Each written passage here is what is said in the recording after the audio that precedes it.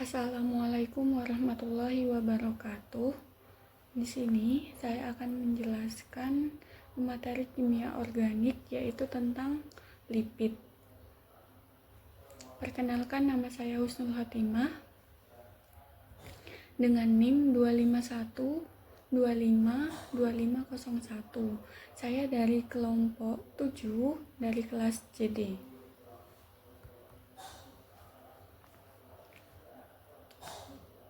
Nah, lipid atau yang sering disebut juga dengan lemak ini merupakan senyawa yang hidrofobik. Hidrofobik ini tidak suka air sehingga tidak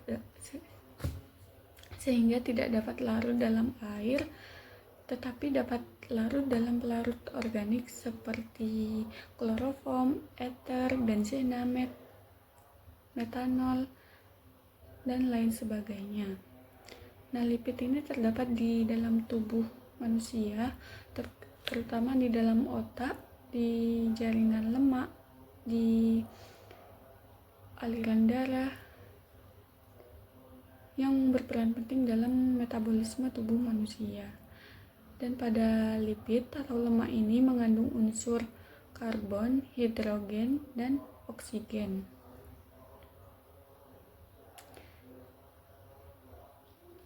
Sebagian besar lipid ini sel jaringan yang terdapat sebagai komponen utama membran sel. Selain itu juga sebagai penyimpan makanan. Contoh lipid yang sering kita jumpai dalam kehidupan sehari-hari itu ada minyak goreng, mentega, santan, ikan, dan kacang-kacangan.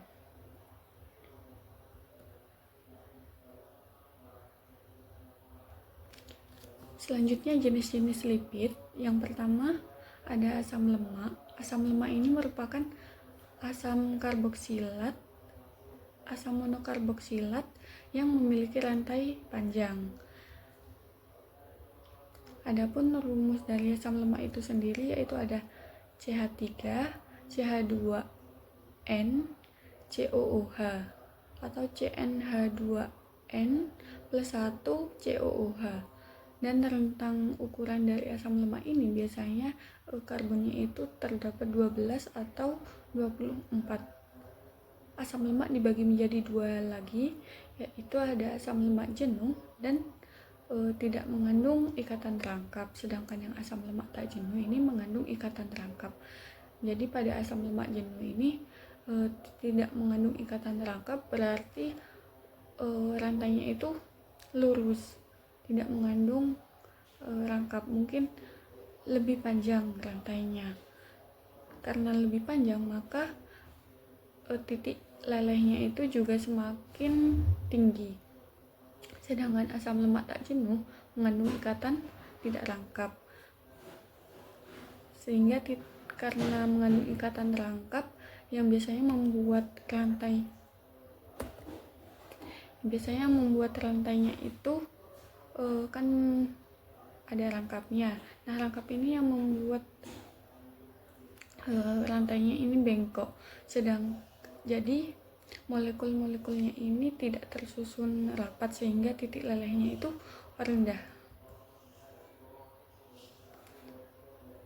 Contoh dari asam lemak tak jenuh dan asam lemak jenuh dan asam lemak tak jenuh. Asam lemak jenuh itu ada asam laurat, nama umumnya asam laurat, asam miristat, asam palmiat, asam stearat, dan asam arakidat. Yang ini nama sistematis asam dodekanoat. Contohnya strukturnya itu ada CH3, CH2 sebanyak 10, kemudian COOH. Yang dimana COOH ini merupakan gugus karboksilatnya, berarti ini mempunyai atom karbon sebanyak 10, 11, 12 atom karbon, sehingga titik lelehnya 44,2 derajat. Kemudian yang asam stearat misalnya nama sistematisnya yaitu ada asam oktadekanoat, strukturnya CH3, CH2 sebanyak 16, kemudian COOH yang dimana atom karbonnya terdapat 1, 16, 17, 18 atom karbon, sehingga titik lelehnya menjadi 69,6 derajat Celcius. Jadi semakin panjang rantainya, maka titik lelehnya itu juga semakin tinggi. Kemudian yang kedua, asam lemak tak jenuh. Terdapat beberapa contohnya. Yang pertama ini ada asam palmitoleat. Nama umumnya, nama sistematisnya asam 9-hexadekenoat. Strukturnya yaitu ada rantai rangkapnya ada di atom nomor 7, kemudian karbonnya itu ada 5, 6, 7,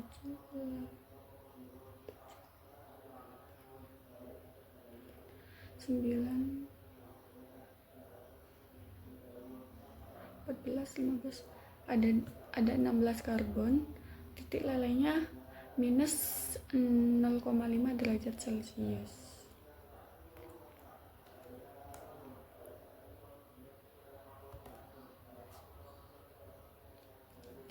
Kemudian jenis yang kedua yaitu ada gliserida. Yang pertama ada gliserida netral. Gliserida netral ini yaitu ester antara asam lemak dan gliserol. Fungsi utamanya yaitu sebagai cadangan energi. Jadi setiap gliserol ini berikatan dengan 1, 2 atau 3 asam lemak yang dimana jika gliserol ini berikatan sama satu asam lemak itu disebut monogliserida. Jika 2 asam lemak disebut digliserida, jika 3 disebut trigliserida.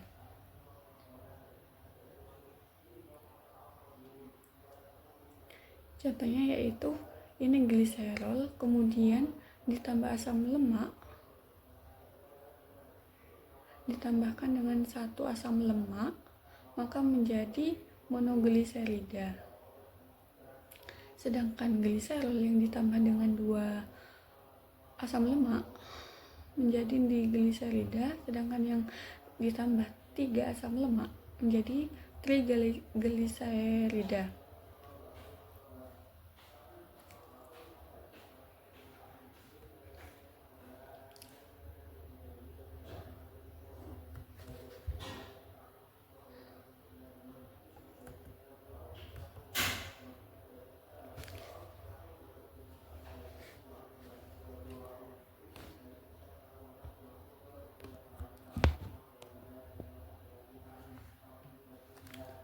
Selanjutnya yaitu ada fosfogliserida atau fosfolipid. Ini adalah komponen penyusun membran sel biologis.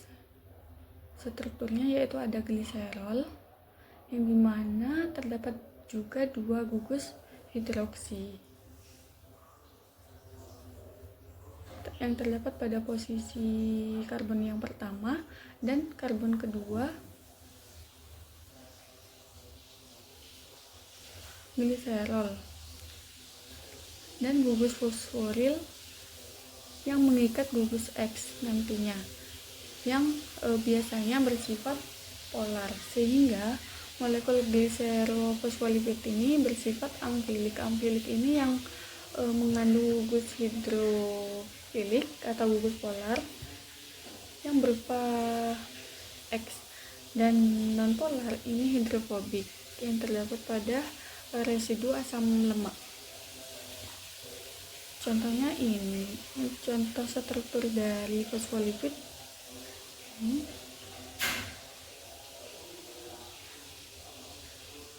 Yang ini merupakan gugus fosforil yang mengikat gugus X.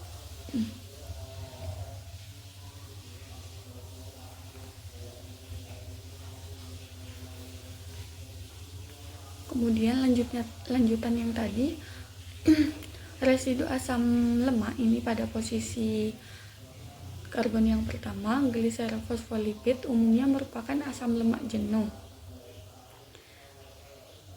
Karbon 16 atau karbon 18 pada posisi yang karbon yang kedua ini residu asam lemak berupa asam lemak tak jenuh.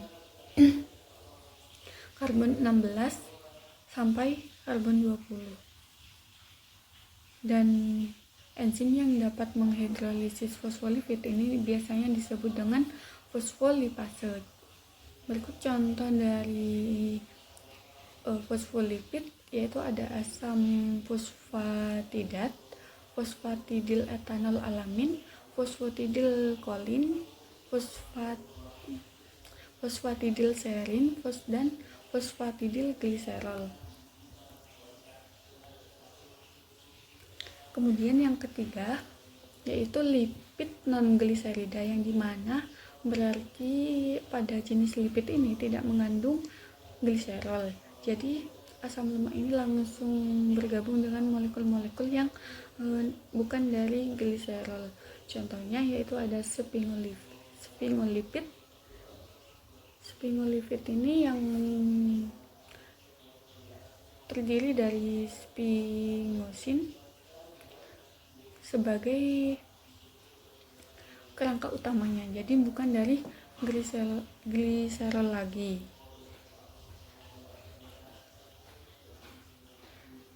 Penggunaan primer dari sphingolipid ini adalah sebagai penyusun selubung mammalian serabut saraf. Sphingolipid, kemudian ada asam lemak panjang, ada fosfolipid, dan ada kolin.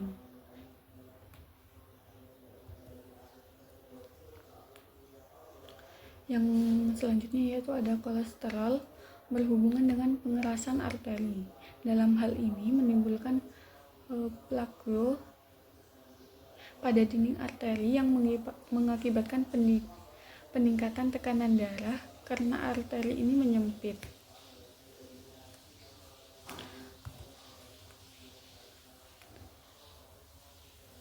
Selanjutnya yaitu ada steroid. Steroid ini hormon yang biasanya memproduksi hormon produktif, misalnya ada testosteron, progesteron. Steroid ini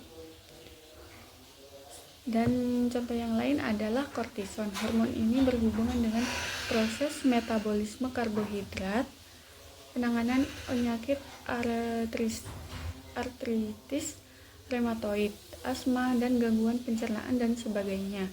Contoh dari progesteron ini biasanya berperan penting dalam perkembangan reproduksi perempuan, sedangkan yang testosteron ini pada perkembangan kelamin laki-laki. Sedangkan yang ini sebagai membantu dalam proses metabolisme karbohidrat. Kemudian malam atau lilin ini merupakan jenis lipid yang sederhana yang susunannya terdapat dari asam lemak dan juga alkohol rantai panjang, sehingga akan membentuk ester.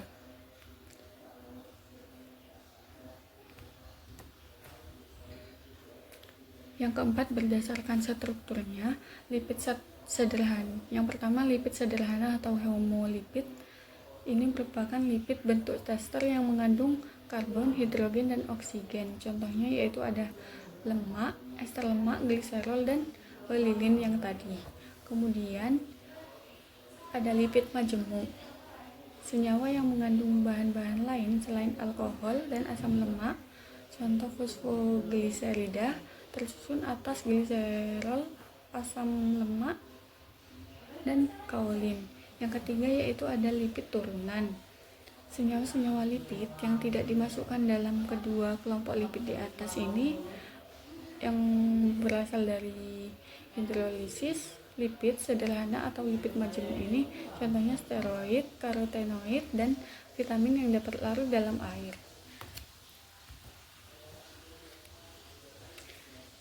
Selanjutnya yaitu uji reaksi lipid. Yang pertama, reaksi esterifikasi, yang dimana antara asam karboksilat dengan alkohol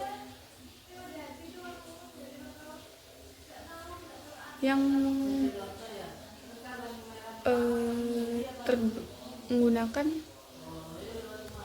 gugus ester yang dapat bertujuan untuk mengubah asam lemak dari trigliserida dalam bentuk ester. Reaksi ini yang dilakukan melalui reaksi kimia yang disebut enterifikasi, yaitu pertukaran ester yang didasarkan atas prinsip transterifikasi. Contoh reaksinya yaitu ini minyak, asam lemak yang berikatan dengan ester, kemudian tambah alkohol, kemudian menjadi seperti ini.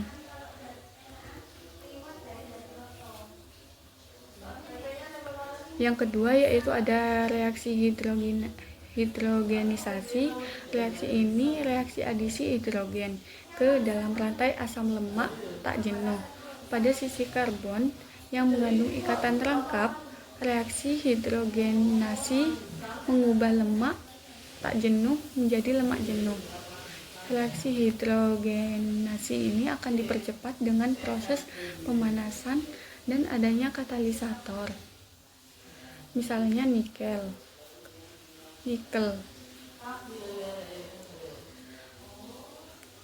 Contoh reaksinya seperti ini. Kemudian yang ketiga reaksi hidrolisis, yang dapat dipicu adanya aktivitas enzim lipase atau pemanasan yang menyebabkan pemutusan ikatan ester dan pelepasan asam lemak bebas. Setiap pelepasan satu molekul asam lemak bebas ini memerlukan satu molekul air. Hidrolisis lemak dapat terjadi pada lemak jenuh atau lemak tak jenuh.